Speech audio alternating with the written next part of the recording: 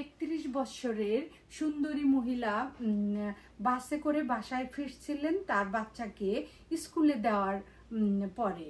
পাশের সিটে এসে বসলেন এক ভদ্রলোক। প্রায় দিন মহিলাকে দেখেন একই সময়ে, তাই আজ জিজ্ঞাসা করেই ফেললেন ভদ্রলোক, ম্যাডাম আপনি কি ওয়ার্কিং অর হাউসওয়াইফ? তো ম্যাডাম প্রশ্নের উত্তরে বলেই ফেললো, হ্যাঁ আমি ওয়ার্ক করি, 27 আওয়ার ওয়ার্ক করি। তো উত্তরে ভদ্রলোকটি খুব উৎসাহের সহিত বলল, ম্যাডাম 27 আওয়ার ওয়ার্ক করেন, এটা কোন ধরনের অফিস? তখন মহিলাটি বলল, আমি আমার হাউজের ফার্স্ট অ্যালার্ম, যার শব্দে সবাই জেগে ওঠে। আমি আমার সন্তানের শিক্ষক এবং 24 আওয়ার্স বডিগার্ড। আমি আমার হাজব্যান্ডের পার্সোনাল অ্যাসিস্ট্যান্ট। আমি আমার শ্বশুর এবং শাশুড়ি মায়ের নার্স। আমি আমার বাড়ির আত্মীয় এবং অতিথি আপ্যায়নের রিসেপশনিস্ট। আমি আমার কোনো অনুষ্ঠান বাড়িতে সেজে যাওয়ার মডেল।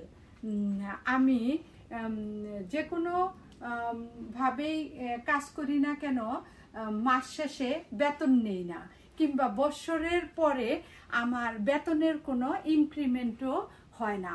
তারপরেও বসের কাছে আমাকে শুনতে হয়, কি বা এমন করি সারাদিন। আমার হাজব্যান্ডের জীবনে পুরো সিনেমার হিরোইন আমি।